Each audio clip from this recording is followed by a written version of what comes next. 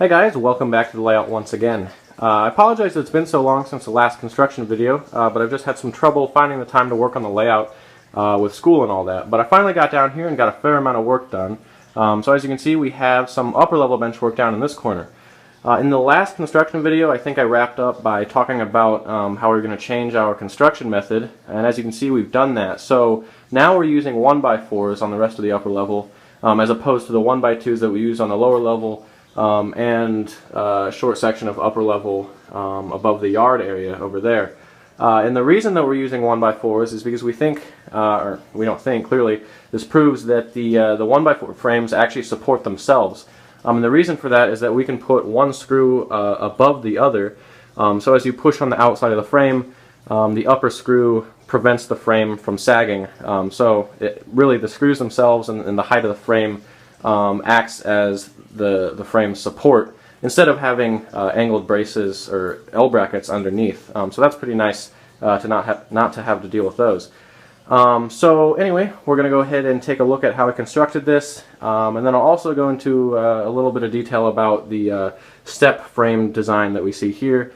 There's another example of it right here, so we just kind of bring the frame up every once in a while. So I'll talk about that in a little bit. So anyway, I guess we'll just jump right in and show you how we constructed this.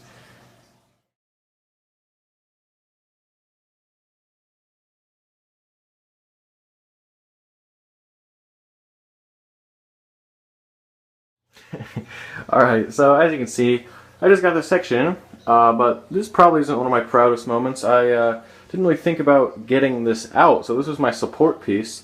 And if I was really thinking, I would have just put that on the outside. It actually didn't have to go inside at all, so that's kind of dumb. So now, I'm going to figure out some way to chop this deal in half, and then we'll be on our way doing the rest of the bench work, but I just thought that was funny, so I thought I'd point it out and make fun of myself. So anyway, just got this section in, and as you can see, it's actually holding itself up very well with just the 1x4 support. So it doesn't really sag that much. You know, like I wouldn't want to do pull-ups on it or anything, but you know, I wouldn't do that with a lower level either. And for an upper level, it's very sturdy. So I think we're just going to stick with the 1x4 design.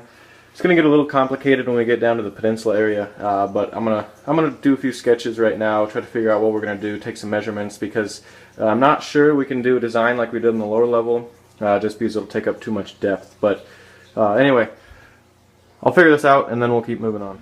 Alright, so I've freed up our upper level frame. That was kind of a moment of stupidity there, but with this in, we can actually build the rest of our bench work on the upper level off of that. So what I'm going to go ahead and do is actually start to focus on all of the upper level bench work along the peninsula, as I just mentioned. So I have my 1x4s here. I'm going to build a couple of long frames. We'll fit them up here. But what I think I'm going to do first is actually take off this backdrop, just because I think it'll work out better. Because one, we can use this plywood for our upper level bench work on the other side over there.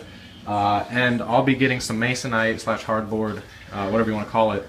Anyway, I have to get that to do the fascia, and that stuff will work better for the backdrop just because it doesn't warp as much, which is a problem I've had with this. Plus, it'll be easier not having the backdrop on there to actually fix the frames, especially towards the end of the peninsula, to the vertical peninsula frame, because I might put a couple of cross members through the frame and attach them to the studs that you see down here, like that. So, anyway, with that said, I'm going to go ahead and take our 1x4s down here. We'll cut some up, start to assemble our frames, and then we'll attach them to the peninsula.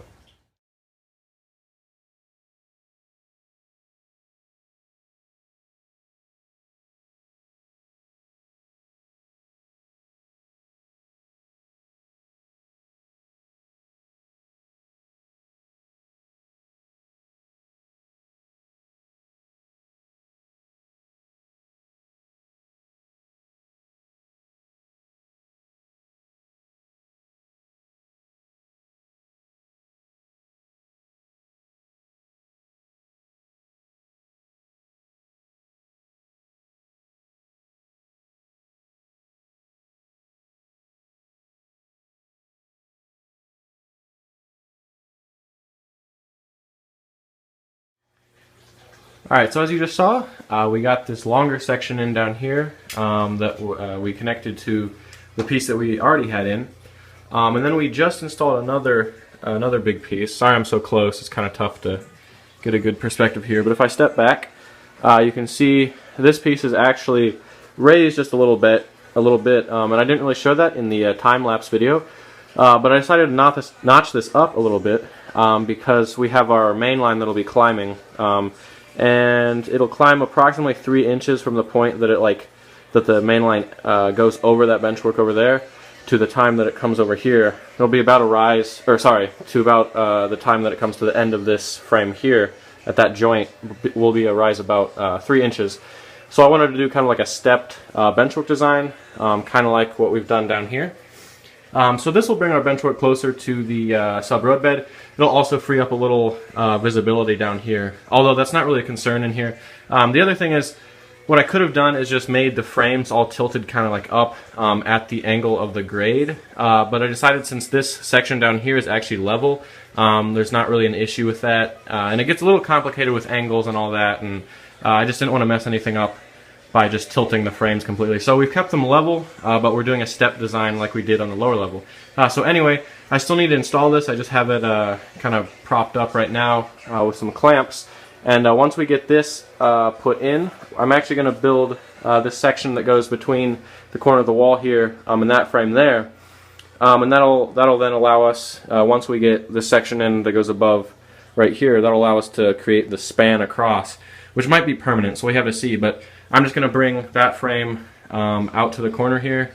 And then we might wrap up for today, so we'll have to see. And then our next task will be putting in this half wall, which shouldn't take too long, and then we'll finish up the benchwork around that corner or the other side. So anyway, as I was saying, I'm going to go ahead and get this all screwed in right here, and then we'll continue working on some more frames.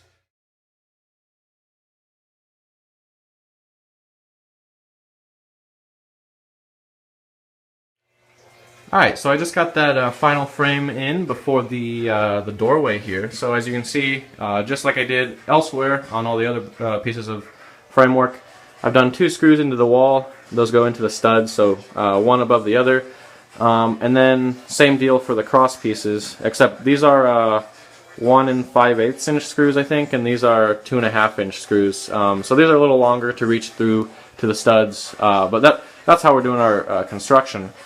But actually over here, even though we're going into the studs, I'm using the same screws that I do on the cross pieces. Those are the shorter screws because we did our studs kind of reversed the way that you wouldn't do for a wall. So it's a narrower depth here. And if we use the long screws, it'll just go straight through. So that's just a little bit of information on how we're constructing these frames. Once again, you can see on this section over here, we dropped the frame an inch or so.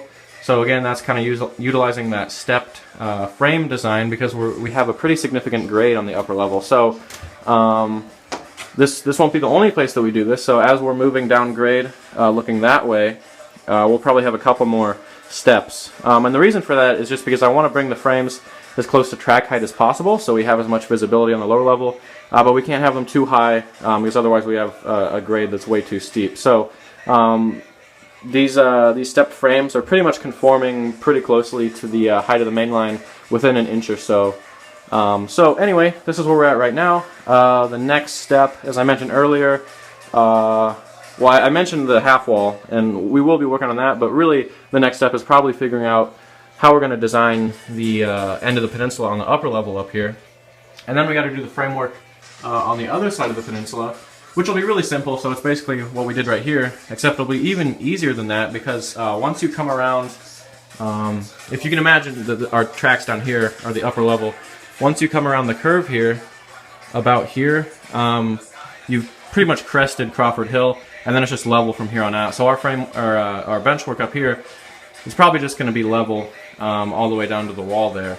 So that'll be the easiest part, building those frames. It'll be kind of difficult figuring out how we're going to do the curve up here because it's a pretty wide section of benchwork. And then we'll work on the half wall up here, and once we get that done, we should be able to continue framework and bring it this way from where we stopped just a second ago. We'll pull the benchwork all the way across the half wall here, above this section here, and then eventually connect over here, and then the upper level benchwork will be done besides sub-road bed and fascia and backdrops and all that, but the structure will be there. So anyway, this is where we're at right now. I guess this will be part B of building upper level framework, and there will be a part C since we're not done, clearly.